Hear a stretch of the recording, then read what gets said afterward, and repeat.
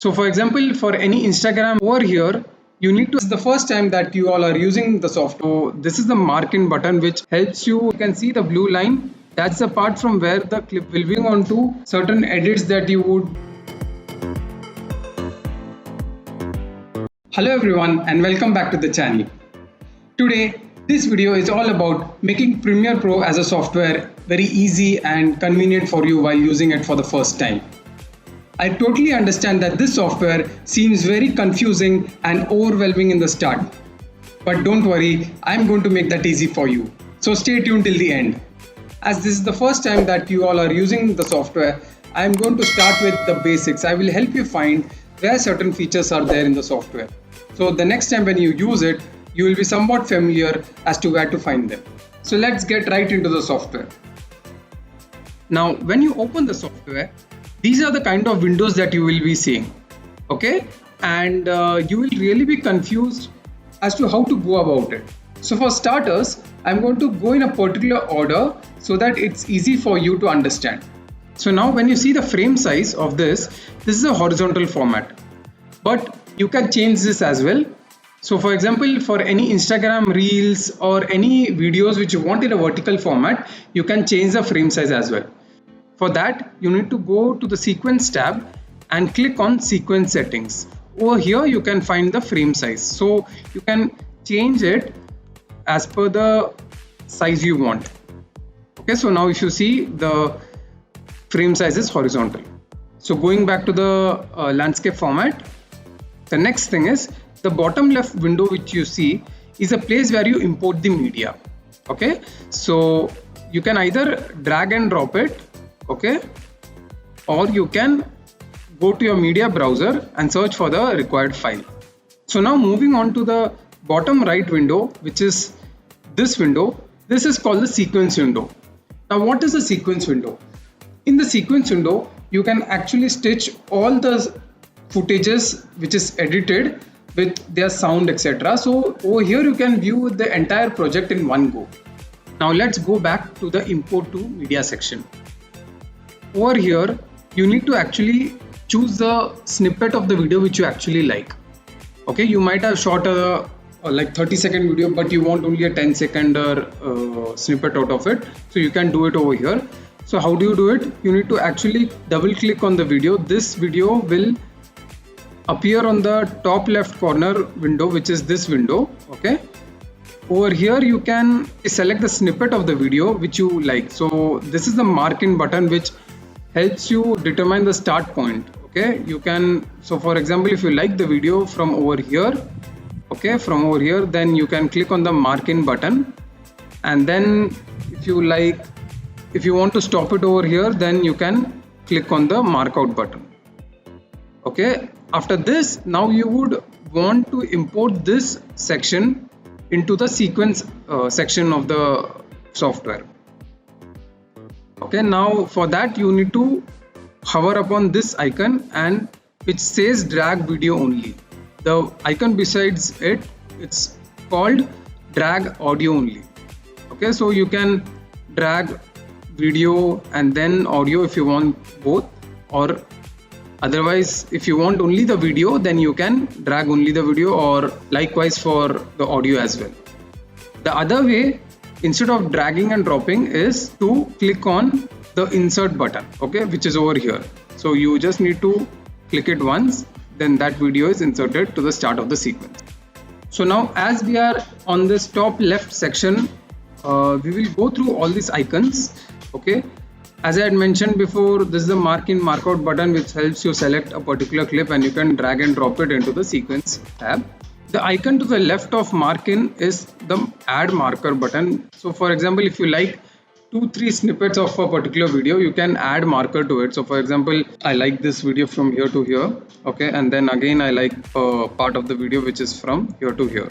So this helps you determine different snippets that you like in a video. And then this is the go to in icon which helps you go to the starting point of the clip that you have liked. So for example, if I click on go to in, it goes to the starting point of the mark in, and if I click on this go to out, then it goes to the end part of the selected clip. The middle one is the play button. The icon to the left of play button is to move a frame back. So this is how it moves. When you click, it goes frame by frame. And the icon which is to the right of the play button helps you move forward one frame at a time. Then this is the insert button which I had talked about. This icon is the overwrite icon. So for instance, you want to replace a particular clip, okay? So for example, you have this clip already in the sequence. So if you want to replace the clip over here, you can select a new clip which you like and then click on this. So for example, this line that you can see, the blue line, that's the part from where the clip will be replaced. So if it's placed over here, it will replace starting from here. And at the same time, if it's placed the start of the video, then it will replace the entire clip.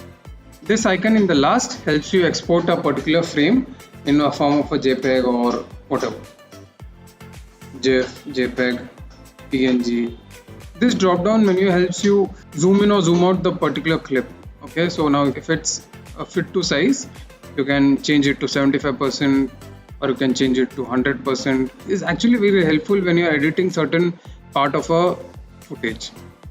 Okay, then moving on, these same icons which are there in this window is also there in the top right window as well, as you guys can see. The functions are totally the same, there's nothing different. Then moving on to these vertical icon, this is the type tool icon where you can actually type any text. Okay. This is the hand tool where you can move any object or anything. Then this is the mask tool. This is a pen tool. This is used for masking anything. This is the razor tool with which you can cut any clip from any point. Okay. For example, this, if I want to cut, I can have applied the tool and then you can delete that particular section. So now moving on to certain edits that you would require to do in a particular clip, like zooming in, zooming out, then sliding it from left to right, basic animations.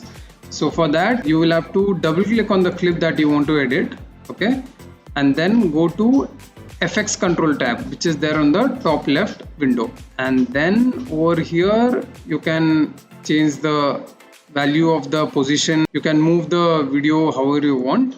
Okay, this is the scale thing where you can scale in and scale out. This is the rotation where you can rotate the video. So these animations are actually done by using a tool called keyframe. For example, if you want to move the video from left to right, okay, you have to click on this small timer icon. Okay, this is the start point. Keyframe is the start point and the end point of an animation. So for example, this is the start point, okay, and then if you want the animation to be there till this part, then you will have to click again the keyframe. The only difference is that you will have to change the value of this position so that the animation actually happens. So if you guys can see, so now if I've done this, see the animation. This is a small basic thing which I have shown, but there are a lot of things to it. So you can start your experimentation with basic animations, etc. with this. Okay, then there is opacity, then there is anchor point. Anchor point is a point from where you want the video to be zoomed in and zoomed out. Then there's speed icon, in which you can actually change the speed of the clip that you're playing. Okay, this is the FX control tab. There's one more thing. The text that you type in the video can either be edited through the FX control tab or the graphics tab. To edit it through the FX control tab, you need to double click on the text graphic that has come in the video panel of the sequence. Over here, go to FX control. Here you can change the position of the text, zoom in, zoom out, and rotate. So these things can be done. So over here you can change the font as well. Okay, then yeah, you can spread the word spacing. You can increase the word spacing. Then you can change the color. You can double click on it and look for more colors over here. Okay. And then you can have a shadow to it. There's one more tab wherein you need to click on the graphics tab. Over here you can edit the text. Again over here you can edit the text. The only difference between these two tabs, which is the graphics tab and the FX control tab is that in the graphics tab you can actually centralize the text to the video in terms of height and width. Okay, over in the FX control tab, I don't think so is there.